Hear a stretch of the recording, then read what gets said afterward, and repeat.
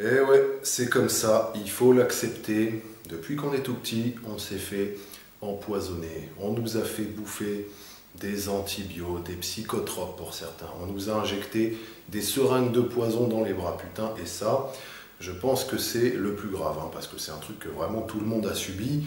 Et on s'est vraiment pris des substances nocives en intramusculaire direct. Et bon, on s'est fait brutaliser médicalement. Alors, comment l'industrie du médical a fait pour bourrer le mou à nos vieux, de telle façon qu'ils participent à notre empoisonnement et en trouvant ça bien? Comment ils ont fait pour nous vendre cette merde pendant toutes ces années? Comment ils font encore pour niquer tous ces gens, à tel point qu'il y a des mecs qui ont même rien du tout et ils se retrouvent à payer des traitements à 100 000 euros alors qu'ils sont en parfaite santé?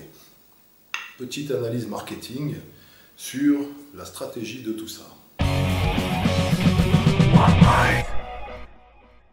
Bon alors, quand je parle des vaccins, je sais très bien que je vais avoir quelques commentaires où on va me dire Matt, tu dis de la merde, les vaccins sont très utiles, ils ont permis d'éradiquer certaines maladies au 19e siècle, blablabla. Bon, le mec, il répète en fait toutes les conneries qu'on lui a appris.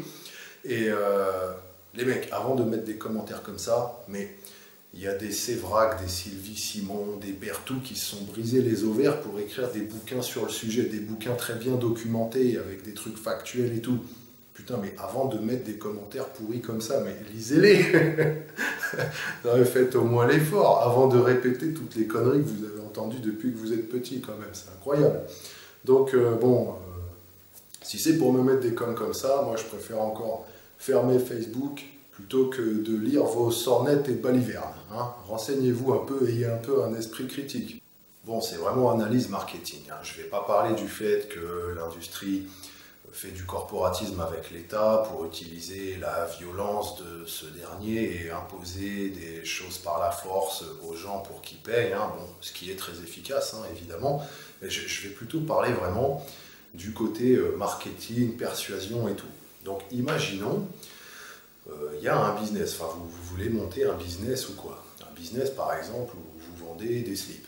Donc vous allez identifier un marché avec des gens qui ont des problèmes et vous allez proposer des slips qui seraient une solution aux problèmes de ces gens-là. Et puis après, bon, bah, vous avez tout le travail derrière d'éducation, argumentaire de vente et tout, faire connaître le truc.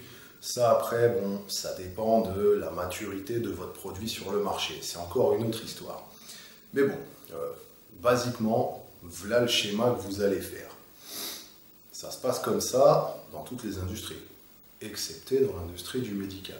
Dans le médical, c'est même pas obligé que le prospect ait un problème à la base. Il y a eu quand même pas mal d'affaires.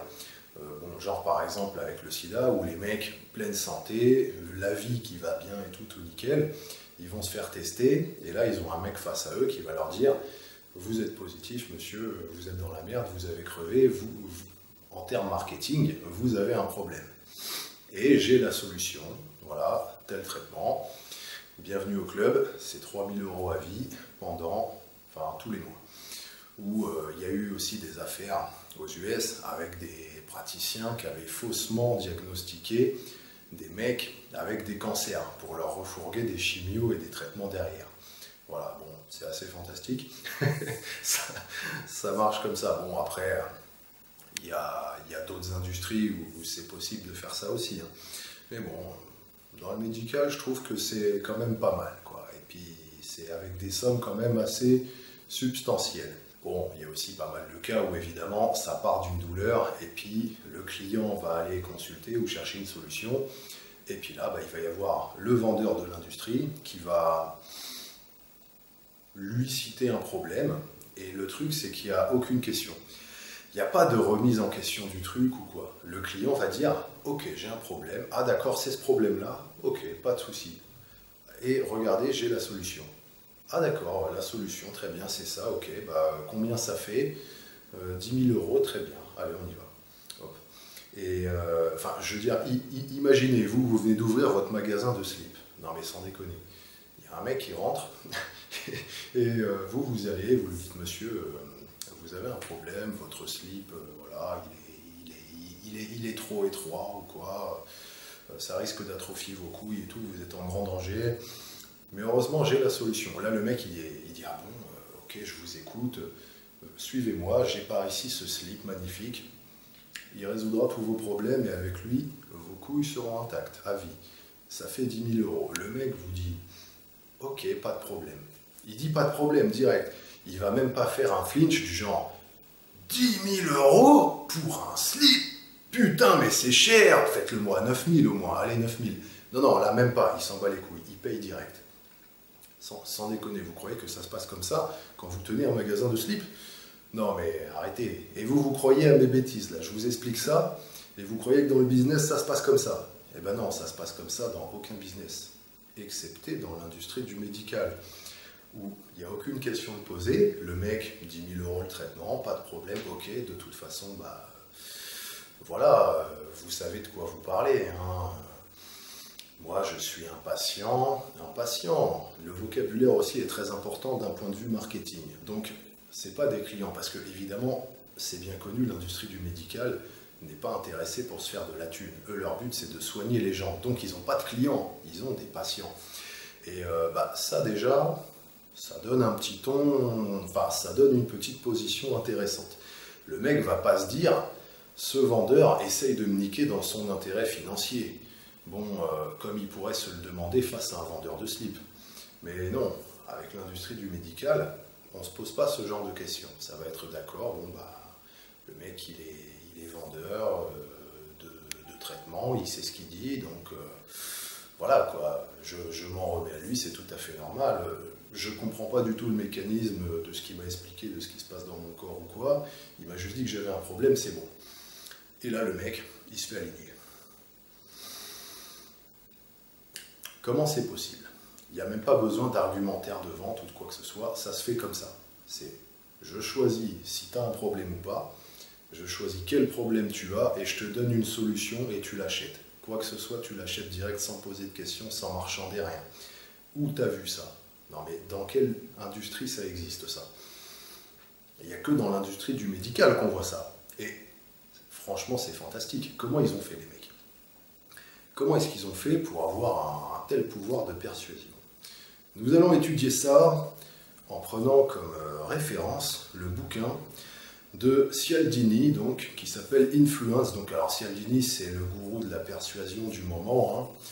Et bon, il fait pas mal de séminaires en persuasion, marketing, tout ça. Et donc lui, dans son bouquin, je vous l'aurais bien montré là, mais je l'ai prêté à un pote, il me l'a pas rendu cet enculé. Et bon, enfin voilà, il s'est fait serrer par les flics, il a fait plein de conneries, un mongol le mec. Je crois même qu'il va prendre de la prison ferme, donc mon bouquin, je risque pas de le revoir de sitôt. Mais c'est pas grave, je vais le redownloader et le mettre dans mon Kindle. Et donc dans ce bouquin, il y a 6 leviers émotionnels qui sont identifiés par Cialdini pour augmenter la capacité de persuasion. Alors déjà, le 1, il y a la réciprocité. Voilà, vous êtes dans la rue, quelqu'un vous donne un bonbon, une rose, un truc, juste avant de vous demander du fric. Et donc bah, vous, voilà, il vous a donné un petit cadeau, donc vous vous sentez un peu redevable inconsciemment, donc vous êtes plus probable d'accéder à son étrange requête. Le 2, c'est le social proof. Ce magasin où il n'y a personne est forcément pourri, alors que celui où il y a tout le monde qui se bouscule et qui fait la queue, ça doit être bien. Donc instinctivement, on va aller au magasin où il y a tout le monde. Voilà, c'est le social proof. Alors bon, le levier de la réciprocité, l'industrie du médical l'utilise pas du tout. Voilà. Bon, à part peut-être certains vendeurs à titre personnel, quoi. Mais, par contre, le 2, le social proof, même s'ils n'ont pas cherché à le développer consciemment, eh bien, fatalement, par effet de conséquence, vu que le troupeau, la masse des gens, bah, s'en remet complètement à cette industrie, il y a un effet de social proof. Je veux dire, si moi je vais vous dire, enfin, ou je vais dire à des gens, pas à vous bien sûr, mais si je vais raconter dans un lieu public, voilà, avec des mecs random, que j'ai été dans la forêt pour ramasser des orties afin de me faire des tisanes pour soigner ma grippe ou je sais pas quoi, les mecs ils vont me regarder bizarrement, ils vont se dire mais qu'est-ce qu'il nous raconte? Il va dans la forêt, il se fait des trucs pour soigner et tout, n'importe quoi. Si je dis que j'ai été voir un généraliste et que bah, je me suis fait enculer de 23 € pour qu'il me file des poisons à ingérer, ça va passer, quoi, c'est normal. C'est le social proof. Donc, il n'y a pas vraiment de volonté d'entretenir ça de l'industrie niveau marketing, je pense, mais il y a quand même cet effet.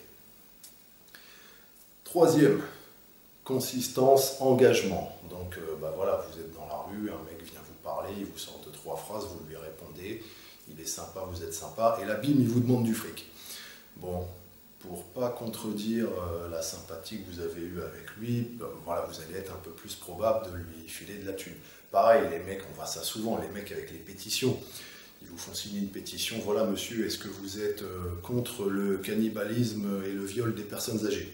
Vous dites, bah oui, ok, signez cette pétition, alors, ça coûte rien, et là, bim, le mec derrière vous demande de la thune pour soutenir le truc. Bah, principe d'engagement et de consistance, vous allez avoir tendance à moins le rejeter pour pas contredire le fait que vous aviez approuvé sa démarche au début en signant la pétition et tout, et voilà. Donc, l'industrie n'utilise pas ce principe. Bon, voilà, enfin en tout cas pas dans le système, hein, pas dans leur système. Pourtant, ils pourraient, parce que ça marche, hein. Moi j'imagine, je suis praticien, j'ai un mec qui a le cancer et tout. Si je lui dis, voilà monsieur, on va commencer avec 40 cachets par jour, une chimio, vous allez être hospitalisé immédiatement pendant 1 mois et on va vous mettre des tubes dans le cul. Le mec risque de faire, oula, attendez, je crains d'avoir besoin de quelques temps pour réfléchir.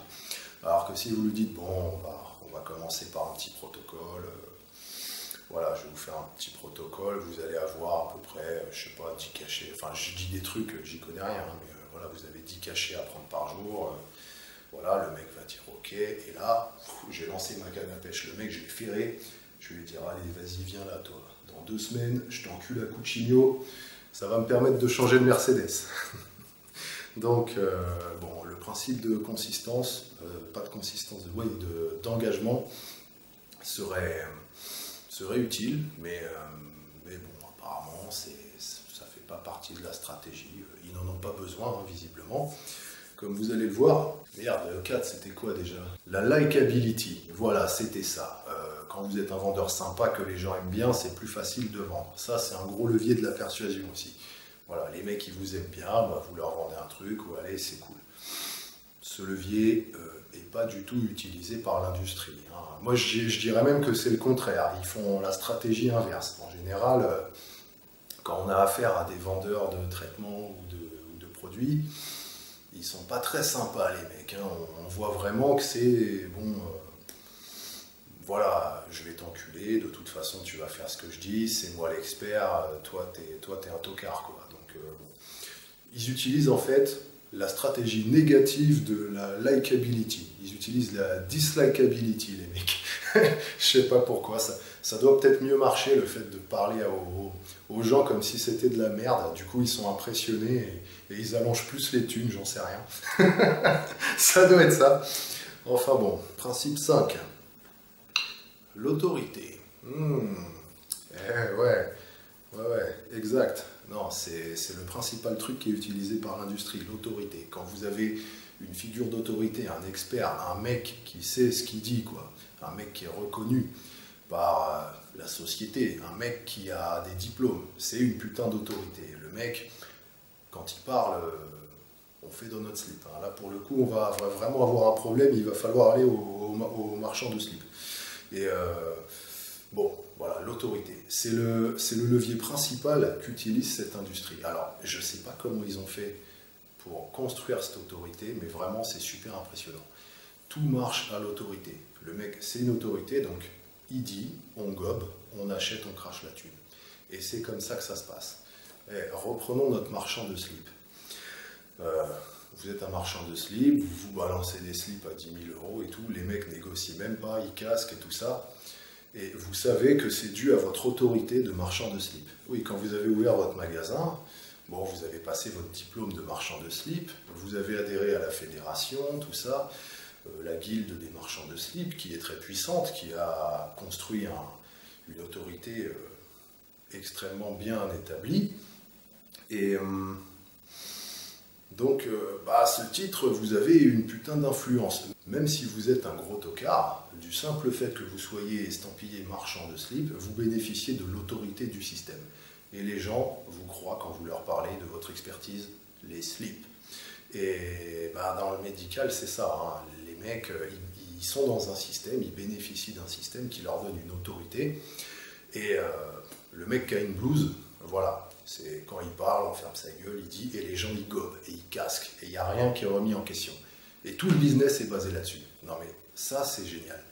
Quel autre business est basé uniquement sur l'autorité pour la persuasion? Je ne crois pas en connaître, hein, il ne me semble pas que ça existe. Que l'autorité médicale. Voilà. L'industrie du médical a basé son business sur l'autorité. Parce qu'après, bon, il y a le dernier levier émotionnel, c'est la rareté. Vous savez, le bon vieux truc, maniez-vous le cul, il n'y en aura pas pour tout le monde, tout ça. Bon, l'industrie ne fait pas ça. Ils ne vont pas dire aux gens, vite, dépêchez-vous d'acheter ce médicament, la production va s'arrêter dans une semaine, si vous n'achetez pas maintenant, vous n'aurez pas de traitement, vous allez crever et tout. Ils n'utilisent pas ça, ils n'ont même pas besoin. Tout à l'autorité. L'autorité, c'est la principale puissance de cette industrie. Et ça défonce. Et pour vous dire aussi, un autre petit truc qui fait que le système est fort, c'est que s'il y a un autre magasin de slip qui ouvre à côté de chez vous, bon en temps normal, qu'est-ce que vous faites? Ça vous emmerde. Vous avez un concurrent. Excepté dans l'industrie du médical. Vous avez un confrère. Le mec, c'est pas un concurrent. Il est là, c'est un allié, quoi. Il est avec vous. Il va vous renvoyer des clients. Donc plutôt que d'avoir une fois les bénéfices, ça va doubler. Vous allez faire pareil. Vous allez pouvoir lui envoyer des vôtres et tout. Et plutôt que de vouloir se déchirer la part d'un même gâteau, le but, ça va être d'augmenter la taille du gâteau, quoi. Et le système médical est super fort pour ça. Il n'y a pas de concurrents, c'est des confrères. Tous unis pour nous soutirer de la thune, pour nous niquer, pour nous soutirer la calorie, comme dirait Delavier. Voilà. J'espère que ça vous aura clarifié quelques trucs, que ça vous aura appris des choses. J'espère que j'ai pas oublié de dire des trucs, parce que j'avais pas mal de trucs à dire dans cette vidéo. Au pire, j'en ferai une, tant pis, mais c'est dommage. Si vous aussi, vous aimez bien le marketing et que vous avez une analyse complémentaire à apporter à cette vidéo, mais mettez un com direct, ce sera super intéressant. Si ça vous a clarifié des choses, que ça vous a donné un petit peu de puissance et de liberté par rapport à tous ces bullshit qu'on nous balance depuis qu'on est petit dans cette société, mettez un like à cette vidéo. Allez faire un tour sur le site, la page Facebook, tout ça. Et puis, ce fut un plaisir. Moi, je vous dis à la prochaine. Je ferai une vidéo sur le training. Bye.